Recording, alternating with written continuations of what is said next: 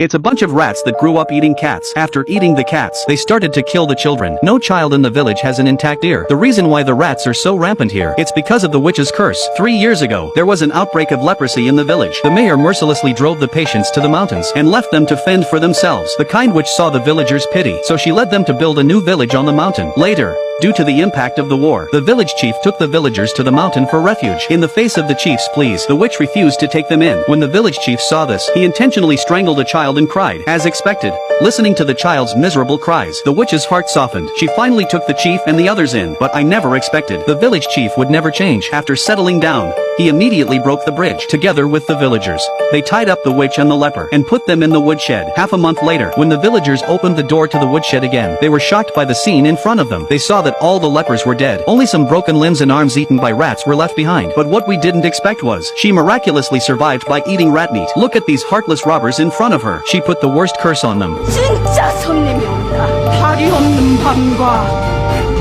해가 없는 낮. 단 하루 동안에 모두들 흉측하게 죽을 것이다.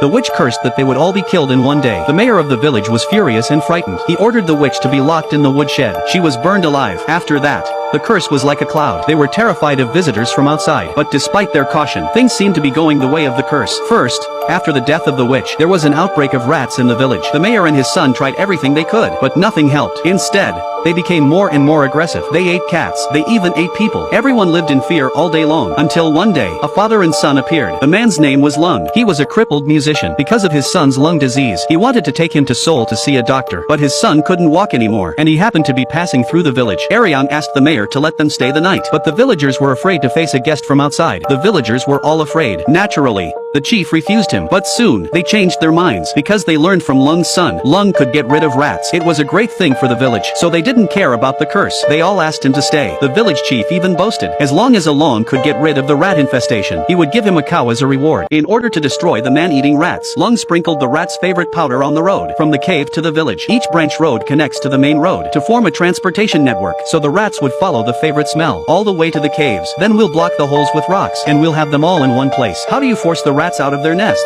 We need another kind of powder. This powder has an odor that rats hate. Everything is ready. The operation begins. Lung burns a woodpile at the top of the hill. Then he sprinkled the powder into it. The smoke mixed with the powder, blown by the wind into all corners of the village. Then Lung played his magic flute. He used a special language to summon the rats. And the villagers, wearing N95 masks, waited to see what would happen. They wanted to see if this foreign guest was really capable of repelling rats. Soon the rats were really forced out. First a few, then a group, then more and more rats came out. They scurried along the powder. Soon they were all over the road. The villagers were stunned by what they saw. They could never have imagined there were so many rats lurking in their homes. With the sound of the flute, the rats ran like a tide towards the traps set by Alung. In order to prevent any fish from escaping, Alung hurriedly ran towards the hole with the powder. He was already lame. He was accidentally knocked down again. At the critical moment, he saw his son's small figure, so his son had already thought of it. He rushed over in advance. He blocked the intersection with a fence, but there were too many rats. It was too much for his skinny body to handle, and one of the rats climbed onto his hand, and then Lung arrived just in time. With the joint efforts of father and son, they finally brought all the rats into the cave. Finally, Lung used all his strength. He pushed a boulder to block the hole, so the rats were all sealed into the cave. They couldn't come out to harm the village anymore. After this incident, Lung became the hero of the village. Even the widow who passed by looked at him with admiration. They soon fell in love. They began to make eyes at each other. They were betrothed. The widow even fantasized about leaving the village with Lung. In the evening, a banquet was held to celebrate their success. Lung and his son were the main attraction, but what they didn't notice was, the village chief was watching all this coldly. He was used to being the king of the land in this remote mountain valley. How can he tolerate others to exceed his authority?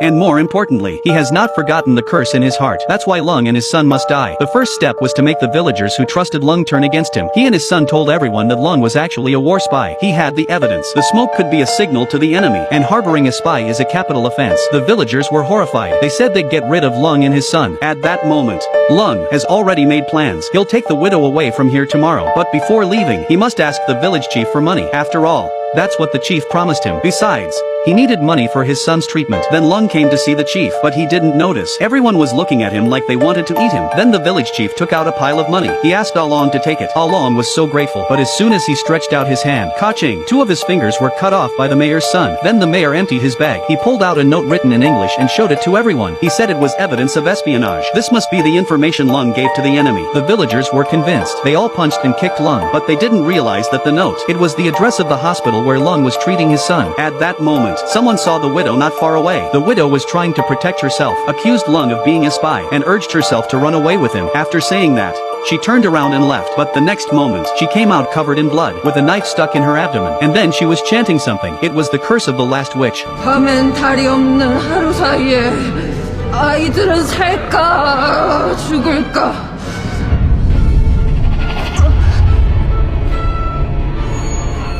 온다!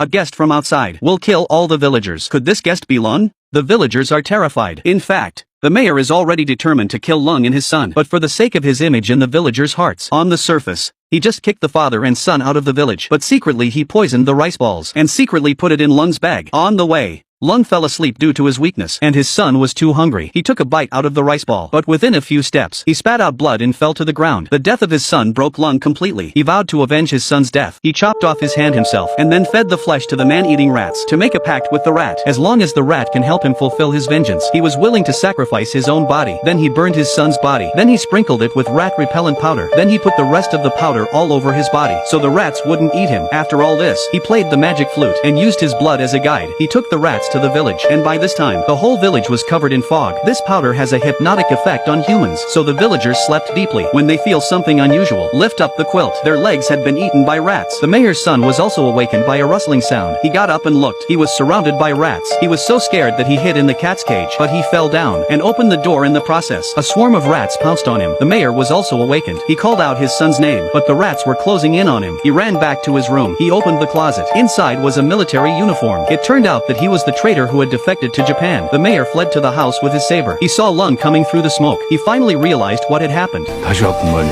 선생님. 쥐새끼 못 찔렀다고. 그래서 지가 쥐새끼도 들어갔다 놨구만요. 이제 대아집 가서 사람을 탈을 쓰고 사람요?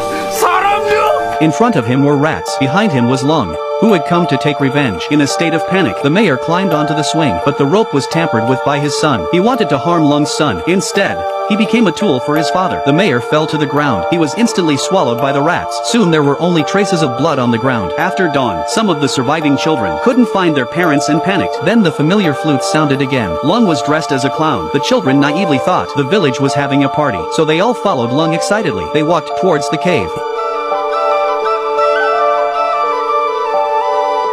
A baby seemed to sense something. He kept crying, but looking at Lung's smiling face. Finally, my brother carried him into the cave. Then Lung sealed the cave completely. He didn't want to forgive everyone in the village.